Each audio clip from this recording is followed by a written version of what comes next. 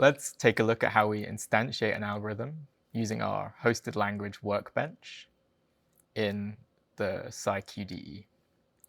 So we're going to click on the PsiQDE, and we're going to open up a coding environment in the cloud, in this case VS Code Web. And the view you'll see when you open up the development environment is something that looks like this. So the first thing you'll see is a circuit that is typically prototyped in Circuit Designer at a high level. You can see here all of the constituent subroutines that we've used to prototype the circuit in a variety of different colors. And that's going to be the framework that we use to instantiate this algorithm. Luckily, most of the subroutines included in this algorithm are drawn from what is now a very deep library of ubiquitous subroutines that are attached to Workbench. And so this algorithm, despite the fact that it looks complex, can be instantiated very quickly. This, for example, is a code snippet for a subroutine called alias sampling. You can see that written here.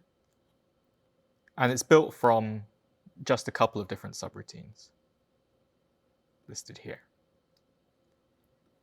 And with just a few lines of code, we can populate these subroutines and instantiate what is quite a complex quantum circuit.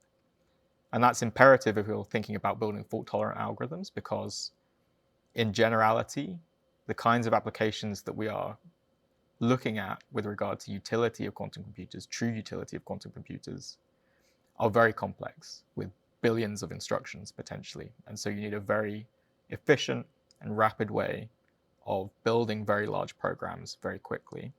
You also need the ability to delegate some of that low-level compilation to the tool itself rather than doing it manually. And some of that process you can see in this subroutine here. So highlighted in this diagram, which is instantiated by the code snippet above, are a few features that are automated in Workbench.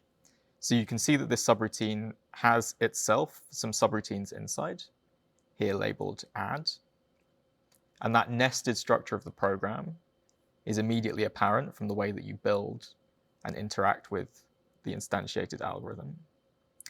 It's also worth saying that this subroutine is automatically drawing its own memory from the quantum computer, allocating ancilla qubits, computing on them, and then uncomputing them automatically when it's done. And that's a feature that is typically manually driven in other languages.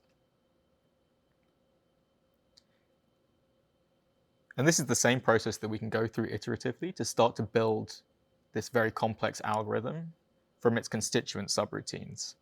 And in fact, as you go through this program and go through this script, you can start to see larger and larger subroutines populated in very short snippets of code, and then stitched together to ultimately build what is a very complex, very deep quantum algorithm.